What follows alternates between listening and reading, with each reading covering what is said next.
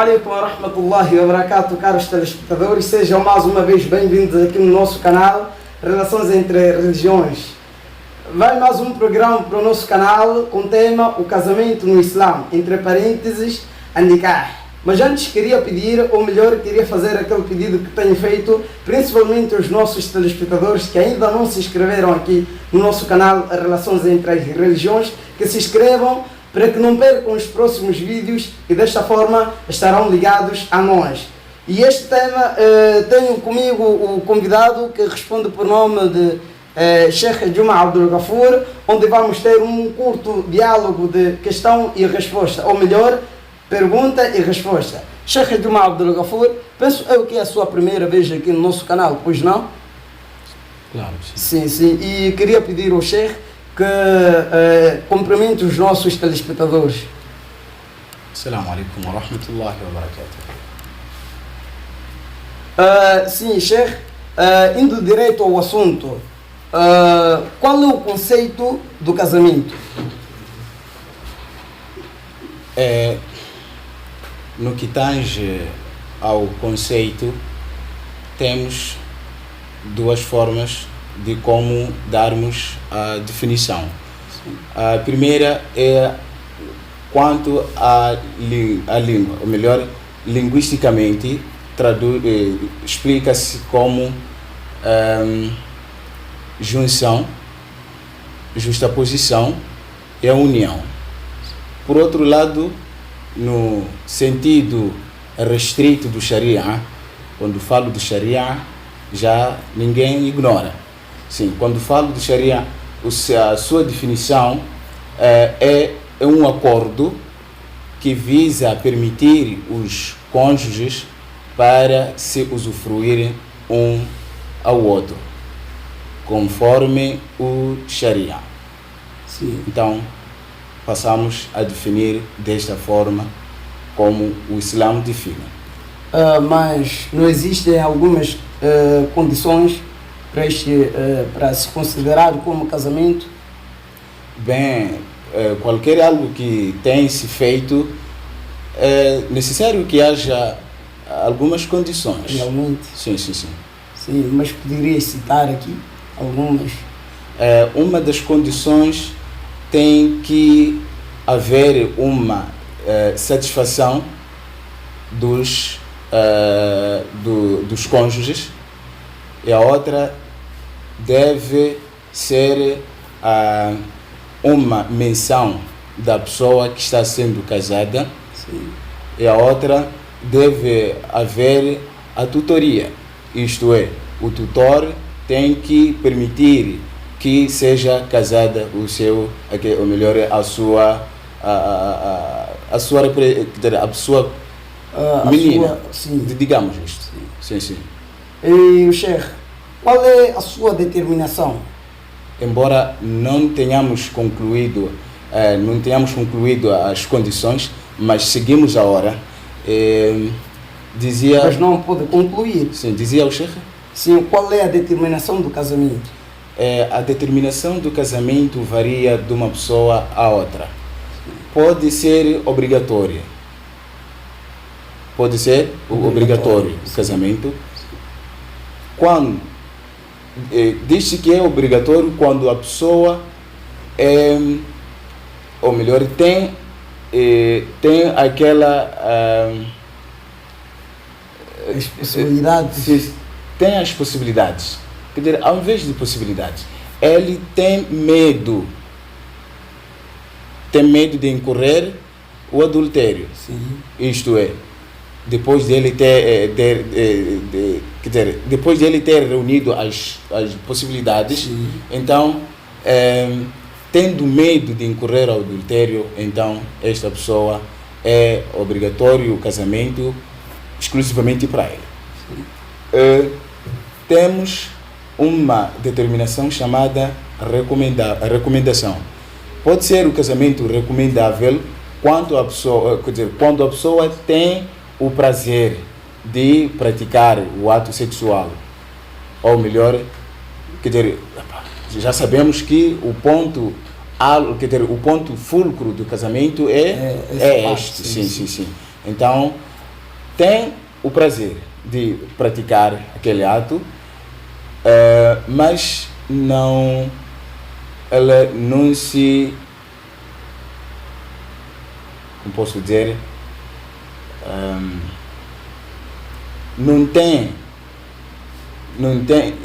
não precisa, digamos isto. Mas como? Não tem um prazer, mas não precisa. Não consegue? Não consegue, quer dizer, não é não conseguir, não precisa. Ele não tem aquele preciso de fazer. Isto é, não tem medo de incorrer ao adultério. Sim. Temos a classificação chamada, quer dizer, que nós chamamos de ser detestável. O detestável é uma pessoa não precisar mesmo de fazer aquele ato sexual. Isto, podemos dar um exemplo de um imponente, um idoso, uma pessoa doente que não precise de praticar aquele ato. Então, para esse tipo de pessoas, torna o casamento detestável. Sim. Pois é, Sheikh, nós vemos pessoas, principalmente na parte dos homens, que se desposam com mais de uma mulher. Será que o Sheikh poderia explicar essa parte, essa questão de poligamia? Poligamia, o termo poligamia é um termo que veio sofrendo uma alteração em que a sua origem é poliginia. Define-se como um convívio marital de um homem possuir duas esposas. E o Corão comprova isso no Suratu An-Nisa. Allah subhanahu wa ta'ala disse: فانكحوا ما طاب لكم من النساء مثنى وثلاث ورباع.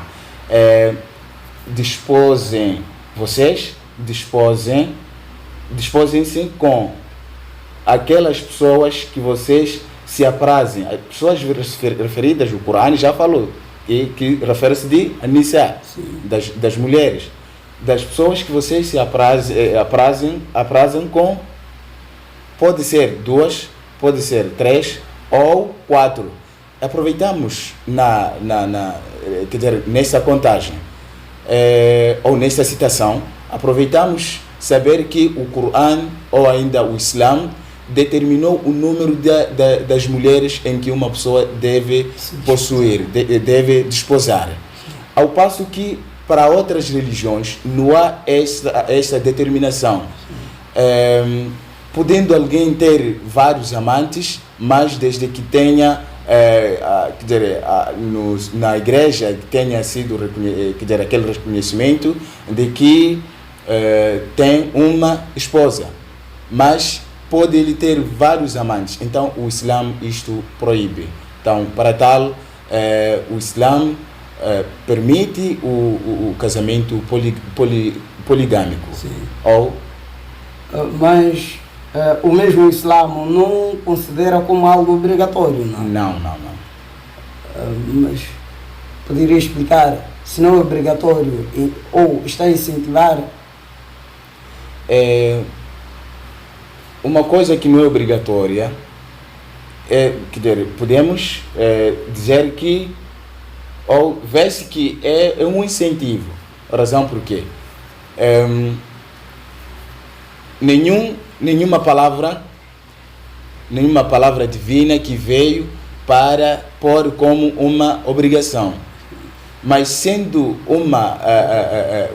um incentivo às pessoas, isto não quer dizer que o Islã não pode, quer dizer, o muçulmano não pode praticar. Não quer dizer que o Islã não pode praticar. Depois, pois há vários benefícios. Um dos benefícios é que encontramos que uma pessoa morreu. Isto refere-se do homem. O homem morreu e fica a mulher viúva e com órfãos, seus filhos, referimos desses. Então, se uma pessoa, por saber que o Corão permitiu o casamento poligâmico, então ele vem casar-se com ela para poder para poder amparar aqueles filhos, assim como a esposa, a mulher. Então, este é um dos benefícios em que fez com que o Islã incentive ao homem para poderem se desposar mais de uma mulher. E segundo o versículo, nós podemos extrair uma condição no casamento, que deve ser uma mulher e homem, ou homem e mulher, porque atualmente nós vemos pessoas a se desposarem, ou não sei como posso dizer, mas a se casarem com animais, entre homens, a perceber? Sim, então nós podemos extrair e considerar como uma condição. Não percebi eu estava a dizer que, segundo o versículo, não é, como o Sheikh não terminou com as condições do casamento, e ele disse, segundo o versículo, não é, nós podemos extrair uma condição do casamento, que deve ser homem e mulher a se casar, não devem ser homem e homem, ou mulher e mulher, ou uma mulher ou homem com animal. Sim, se eu cheguei até o ponto de dizer que para não perceber a questão, não quer dizer que principalmente não havia percebido, mas fiquei espantado. Como é que uma pessoa casa-se com o mesmo gênero? É um pouco difícil explicar. Uma coisa que me espanta. Sim. Mas acontece, Sheikh. Acontece isso? Sim, acontece. Certo? Verdade. Se bem que acontece isso, as pessoas feitoras deste ato, então, estão perdidas. Pois o Corão condena isto. E Nabi sallallahu alaihi wasallam recomendou que quem tiver visto a praticar este ato, referimos de homossexualismo, então que ordenou que tivessem sido matados essa gente. Sim. E Sheikh, será que existe uma idade específica para se contrair o matrimônio no Islã? Quanto à idade, sim, de certo existe. Existe? Sim. A idade existente para alguém poder contrair o matrimônio chama-se maturidade. Sim. Desde que a pessoa atinja a fase de maturidade, então esta pessoa já atingiu aquela idade para poder, ou melhor, aquela idade permitida para poder contrair o matrimônio.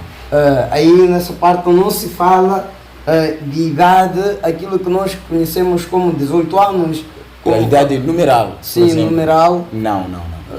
Mas simplesmente é maturidade. A maturidade, sim. Então, neste caso, a mulher pode se casar. Sim, desde que a mulher atinja a maturidade, ela pode se casar. Mas cuidado, não pode se obrigar uma mulher, qualquer que for, seja viúva ou virgem, ou aquela divorciada, não pode se obrigar a se contrair o matrimônio. Razão porque a Nabi sallallahu alaihi wasallam disse: "La tunkahu al-ayyimu hatta tusta'maru, wala tunkahu لا تنكح الأيم حتى تستأمر ولا البكر حتى تستأذن." Quer dizer, não pode se casar uma viúva e a divorciada até que obtenha-se a sua ordem. E também não se pode casar a virgem até que haja a sua permissão. Então, é um ato em que não é aceito no Islã alguém ser ordenado, imposta a fazer contrair o matrimônio. Sheikh, quais são os benefícios do casamento, do nikah, neste caso, entre parênteses? Os benefícios são vários. Sim. Um deles é aquilo que o Nabi sallallahu alaihi wasallam disse: Ya ma'shara shababi man istata'a minkum al-ba'ata falyatazawwaj fa innahu aghaddu lil-basar. Primeiro, você já baixa os seus olhares. É um dos benefícios. E se baixa os olhares, acaba não incorrendo o quê? O adultério. Já somam dois benefícios. Sim. E não incorrendo a adultério significa que você já está também a preservar o seu pudor. Sim. Então, são vários. São vários. E um deles é aumentar a nação do Nabi Muhammad sallallahu alaihi wasallam no dia de Qiyamah, em que ele vai se orgulhar por ter muita nação. Sim, Sheikh. Este tema, na verdade, é muito vasto e importante. Sim. Eu acho que talvez já haja uma outra oportunidade para falarmos do mesmo. Mas aqui eu poderia solicitar ao Sheikh que deixe os seus últimos conselhos. Os meus últimos conselhos, eu pediria que os jovens que possuem aquela capacidade para poderem casar, que aderissem, ou melhor, que respondessem o chamamento de Nabi Muhammad sallallahu alaihi wasallam, que ele disse: Ya ma'ashara shababi man istata'a minkum al-ba'ata falyatazawwaj fa innahu aghaddu lil-basar wa ahsanu lil-farj faman lam yastati' fa alayhi bis-sawm. Então, pediria aos jovens que tiverem esta capacidade física assim como econômica, então para podermos responder o chamado de Nabi Muhammad sallallahu alaihi wasallam. Assim, muito jazakumullah khair, Sheikh Juma. Assim terminamos com o vídeo de hoje. Para lembrar que devem se inscrever, principalmente aqueles que não se inscreveram aqui no nosso canal Relações entre as Religiões, e voltamos para mais um vídeo aqui no nosso canal. Assalamu alaikum wa rahmatullahi wa barakatuh. Muito jazakumullah khair, Sheikh. أعوذ بالله من الشيطان الرجيم. بسم الله الرحمن